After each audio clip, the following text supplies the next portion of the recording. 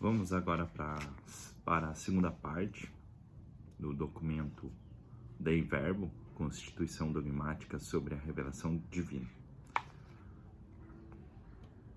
No primeiro vídeo nós lemos do primeiro capítulo até o quinto e ficou o sexto e a conclusão a ser terminada.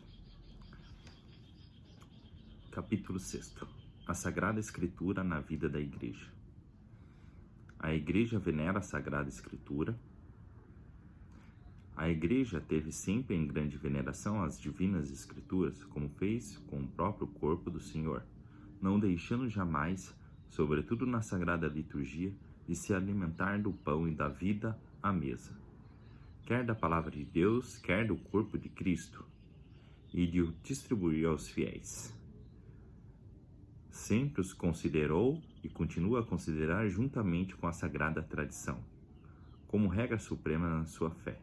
Elas, com efeito, inspiradas como são por Deus, exaradas por escrito, uma vez para sempre, continuam a dar-nos imutavelmente a palavra do próprio Deus, e fazem ouvir a voz do Espírito Santo, através das palavras dos profetas e dos apóstolos. É preciso, pois, que a pregação eclesiástica, assim como a mesma religião cristã, seja alimentada e dirigida pela Sagrada Escritura.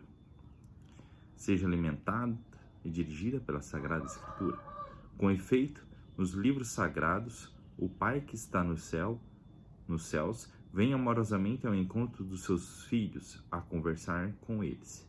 E é tão grande a força e a virtude da palavra de Deus que se torna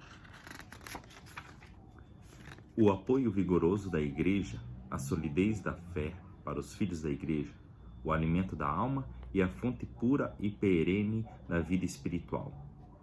Por isso se devem aplicar por excelência a Sagrada Escritura às palavras.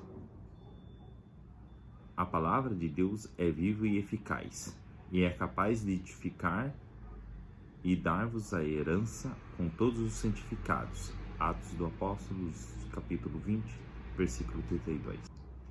As traduções devem ser esmeradas. É preciso que os fiéis tenham acesso amplo à Sagrada Escritura. Por essa razão, a Igreja, desde o início, logo fez sua aquela tradução grega antiguíssima do Antigo Testamento, chamada de 70. E sempre teve em grande apreço as outras traduções, quer orientais, quer latinas, sobretudo a chamada Vulgata. Mas, visto que a palavra de Deus deve estar sempre à disposição de todos, a Igreja procura com solicitude maternal que se façam traduções apropriadas e cuidadas nas várias línguas, sobretudo a partir dos textos originais dos livros sagrados. Se essas traduções, segundo a oportunidade e com a aprovação da autoridade da Igreja, forem feitas em colaboração com os irmãos separados, poderão ser usadas por todos os cristãos. O dever apostólico dos estudiosos. Esposa do Verbo encarnado, a Igreja, guiada pelo Espírito Santo, esforça-se por conseguir uma maior e mais profunda inteligência das Sagradas Escrituras, para poder alimentar continuamente seus filhos com as palavras divinas. Por isso, vai fomentando também, de modo progressivo, o estudo dos Santos Padres do Oriente e do Ocidente, bem como a Sagrada Liturgia. É preciso, porém, que os exegetas católicos e os demais estudiosos da Sagrada Teologia, colaborando em íntima comunhão dos esforços e sob a vigilância do Sagrado Magistério, estudem e expliquem as divinas letras, lançando mão dos meios mais rápidos, de modo que o maior número possível de ministros da Palavra de Deus possa oferecer com fruto ao povo de Deus o alimento das Escrituras, que ilumine a mente, robusteça a vontade e inflame os corações dos homens no amor de Deus. O Sagrado Concílio encoraja os filhos da Igreja que cultivam as ciências bíblicas para que continuem na empresa a que se consagraram, redobrando os esforços e mantendo-se sempre fiéis ao sentir da Igreja.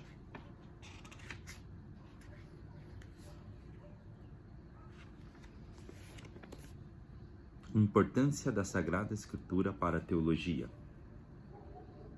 A Sagrada Teologia apoia-se como fundamento perene na Palavra de Deus escrita, juntamente com a Sagrada Tradição, e nela se consolida firmemente e se rejuvenesce cada vez mais, investigando à luz da fé toda a verdade contida no mistério de Cristo.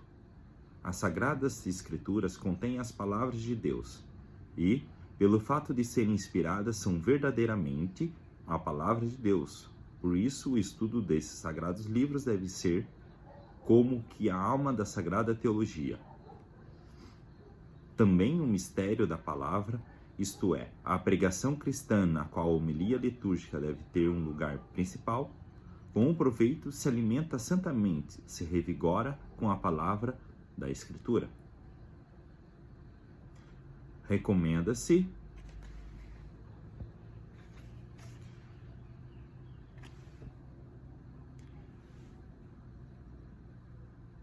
Recomenda-se a leitura da Sagrada Escritura.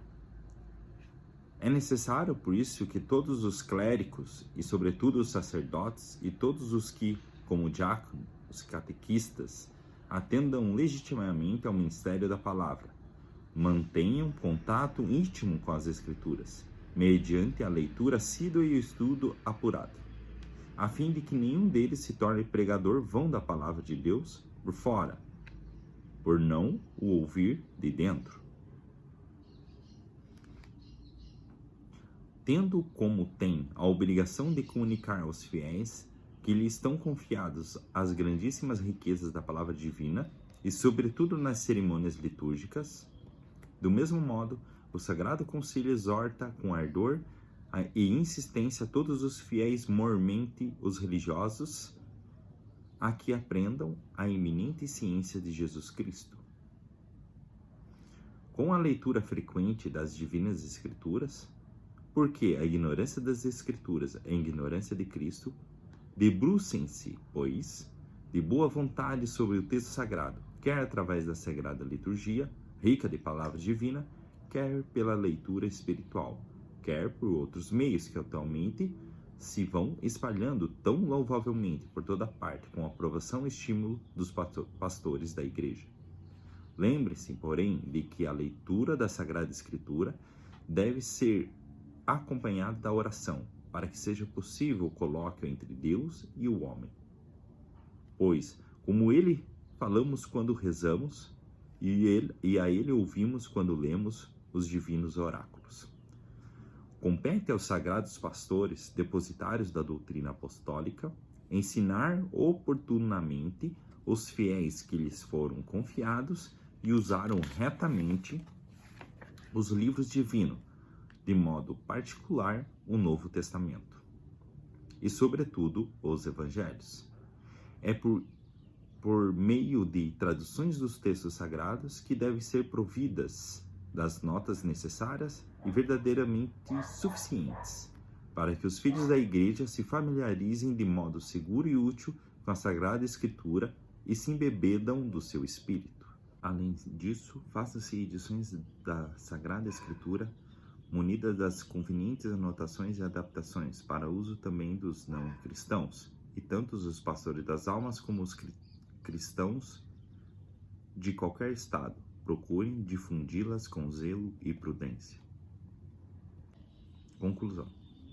Neste modo, pois, com a leitura e estudo dos livros sagrados, a palavra de Deus se difunda e seja glorificada, e o tesouro da revelação, confiado à Igreja, encherá cada vez mais o coração dos homens.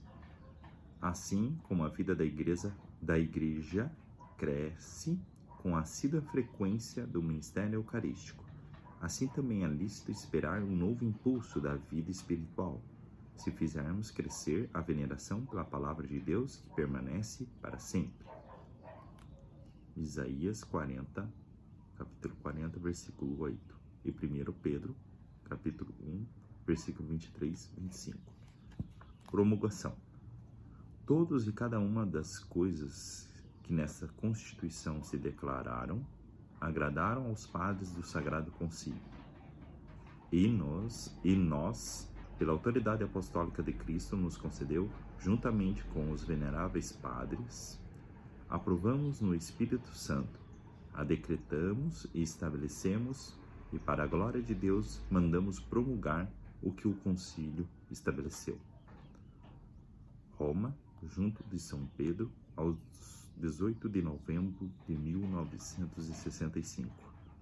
Eu, Paulo, bispo da Igreja Católica. Entre aspas, segue a assinatura dos padres conciliares. Então, hoje nós concluímos a leitura da Constituição Dogmática sobre a revelação divina Dei Verbo. Nos próximos dias, nós vamos ter os outros documentos em formato áudio, ao qual eu leio a vocês. Sigam e curtam essa playlist, compartilhem com outras pessoas, que esses documentos são importantes que as pessoas conheçam, porque são o que a igreja pensa sobre várias coisas. Um grande abraço, compartilhem, sigam e me acompanhem. Grande abraço e tenham um bom dia.